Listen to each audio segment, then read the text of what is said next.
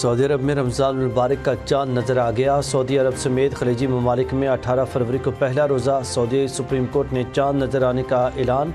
Saudi अरब में रमज़ान मुबारक की आमद के साथ ही दारुल-हुकूमत रियाज़ के अहम कारोबारी मराकज़ और बाज़ारों को खूबसूरती के साथ सजा दिया गया है, जबकि मुल्की और गैर मुल्कियों की बड़ी तादाद माह सयाम के हवाले से ख़रीदारी करने में मसरूफ़ है। फ़िलिपाइंस, सिंगापुर, ओमान, इंडोनेशिया, तुर्किया समेत कई ममालिक में रमज़ान मुबारक का चांद नज़र नहीं आया। पहला रोज़ा 19 फरवरी जुमेरात को होगा।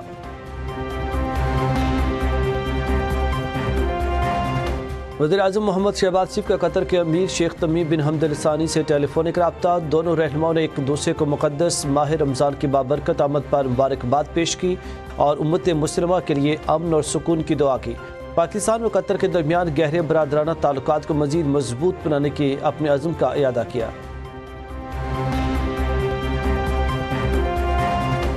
वज़ीर-ए-आज़म शहबाज शरीफ से वियना में इंटरनेशनल एटॉमिक एनर्जी एजेंसी के डायरेक्टर जनरल ने मुलाकात की, जिस दौरान वज़ीर-ए-आज़म ने पाकिस्तान और IAEA की मजबूत शराकतदारी को सराहा।